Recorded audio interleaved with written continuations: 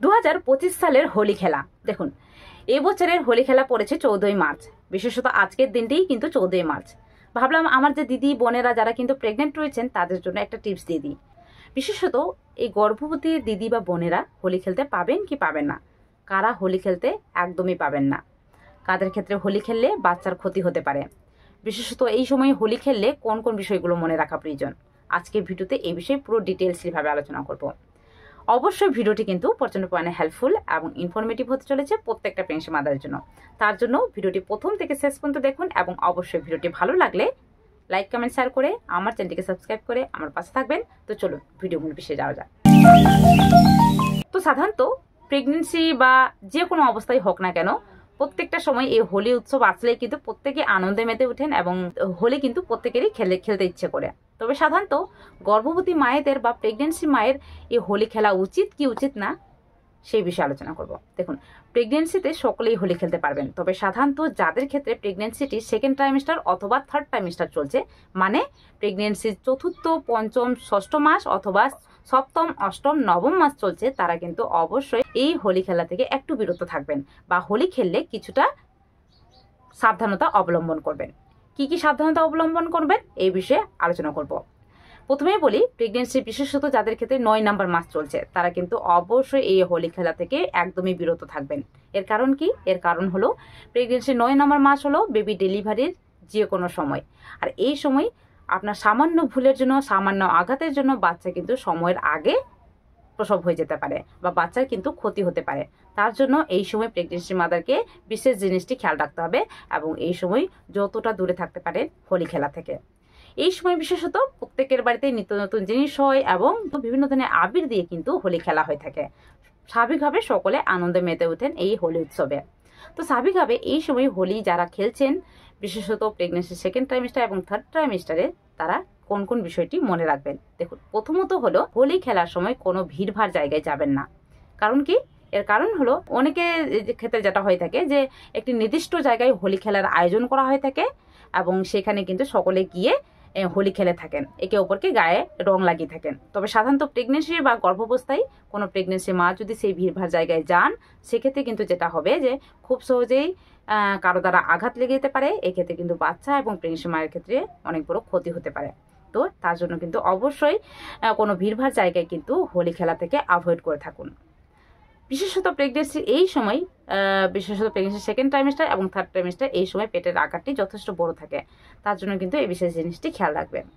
দ্বিতীয়ত হলো, যারা হোলি খেলছেন তারা যে রং বা যে আবির ব্যবহার করছেন সেটি কিন্তু অবশ্যই কোনো হার্বাল বা প্রাকৃতিক উপায়ে তৈরি, সেটি কিন্তু হতে হবে। এর কারণ হলো কোনো ধরনের কেমিক্যাল যুক্ত যদি আবির বা কোনো ধরনের রং যদি ব্যবহার করা হয় থাকে, সেক্ষেত্রে যেটা হবে যে এক্ষেত্রে কিন্তু আপনার ক্ষেত্রে অ্যালার্জিক রিয়াকশন বা কোনো ধরনের রেসেস কিন্তু উৎপন্ন করতে পারে। সেক্ষেত্রে যেটা হবে যে আপনার ক্ষেত্রে সমস্যার সৃষ্টি করবে, অনেক সময় ইনফেকশন হয়ে যেতে পারে, যেটি কিন্তু বাচ্চার ক্ষেত্রে ক্ষতি হতে পারে। অবশ্যই এই সময় প্রাকৃতিক উপায়ে বা কোনো ধরনের ফুল থেকে তৈরি রং বা আবির কিন্তু অবশ্যই ব্যবহার করবেন। অনেকের ক্ষেত্রে যেটা হয়ে থাকে যে বাড়িতেই কিন্তু বিভিন্ন ধরনের ফুল দিয়ে কিন্তু আবির তৈরি করে নেন, সেই ধরনের করতে পারলে আরও বেটার। তৃতীয়ত যে বিষয়টি হলো সেটি হলো সবসময় কিন্তু হোলি খেলার সময় বসে হোলি খেলবেন। দেখুন, কখনোই ছোটাছুটি বা দৌড়াদৌড়ি করতে যাবেন না। এই সময় আপনার বেবি বিশেষত আপনার গর্ভে রয়েছে এবং এই সময় বাচ্চা হালকা জার্কিন বা হালকা আঘাতে কিন্তু বাচ্চার ক্ষতি হতে পারে। তার জন্য কিন্তু এই বিশেষ জিনিসটি খেয়াল রাখবেন। এই সময় দৌড়াদৌড়ি বা ছোটাছুটি করে কিন্তু কখনোই হোলি খেলতে যাবেন না। সবসময় বসে একে অপরের গায়ে হোলি লাগাবেন। চতুর্থ বিষয়টি হলো, সাধারণত এই সময় কোনো ধরনের জল বা কোনো ধরনের লিকুইড জাতীয় কোনো জিনিস দিয়ে কিন্তু হোলি খেলতে যাবেন না। দেখুন, বিশেষত অনেকের বাড়িতে যেটা হয়ে থাকে যে একে অপরকে গায়ে জল ঢেলে কিন্তু হোলি খেলে থাকেন। তার জন্য যেটা হয়ে থাকে যে অনেক সময় বিশেষত প্রেগনেন্সি মায়েরা এই জলে পিছলে যেতে পারেন এবং এই পিছলে যাওয়ার ফলে বাচ্চার কিন্তু অনেক বড় ক্ষতি হতে পারে। যার ফলে প্রেগনেন্সি মাকে এই বিশেষ জিনিসটি খেয়াল রাখতে হবে, কোনো ধরনের লিকুইড বা কোনো ধরনের জল জাতীয় খেলা যাতে না খেলে থাকেন বা সেটি থেকে বিরত থাকেন। পঞ্চম যে বিষয়টি হলো সেটি হলো, হোলির সময় প্রত্যেকের বাড়িতে নিত্য নতুন জিনিস তৈরি হয়ে থাকে।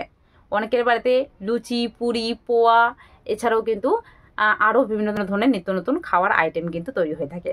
তার জন্য কিন্তু বিশেষত এই সময় প্রেগনেন্সি মাকে যেটা বলবো, এই সময় বেশি তেল জাতীয়, বেশি ঝাল জাতীয়, বেশি রিচ খাবার কিন্তু খেতে যাবেন না। এই সময় চা, কফি, কোল্ড ড্রিঙ্কস এগুলো কিন্তু অ্যাভয়েড করবেন। তাছাড়াও এই রিচ জাতীয় খাবার যেগুলো কথা বললাম সেগুলো কিন্তু অবশ্যই যতটা পারবেন অ্যাভয়েড করবেন, কারণ এই রিচ জাতীয় খাবার কিন্তু আপনার ক্ষেত্রে সমস্যা বেশি পরিমাণে সৃষ্টি করবে এবং যেটি কিন্তু বাচ্চার ক্ষেত্রেও ক্ষতি হতে পারে। তার জন্য এই সময় আপনার যে প্রোটিন ডায়েটটি রয়েছে, মানে বিভিন্ন ধরনের শাকসবজি, বাড়ির যে নর্মাল যে খাবারগুলো রয়েছে, এছাড়াও সিজনাল যে ফ্রুটসগুলো রয়েছে সেগুলো কিন্তু অবশ্যই খাবেন। এবং বাড়ির যে রিচ খাবারগুলো সাধারণত এই ফেস্টিভ্যালে বিশেষত করা হয়ে থাকে সেগুলো কিন্তু যতটা পারবেন অ্যাভয়েড করবেন। আরেকটি যে বিশেষ জিনিসটি হলো, সাধারণত এই হোলিতে কিন্তু বেশিরভাগ জনই কিন্তু ভাং বা সিরা কিন্তু খেতে পছন্দ করেন, তবে সাধারণত প্রেগনেন্সিতে কিন্তু এটি বিশেষভাবে অ্যাভয়েড করবেন, কারণ এটি কিন্তু আপনার বাচ্চা এবং আপনার ক্ষেত্রে ক্ষতি হতে পারে।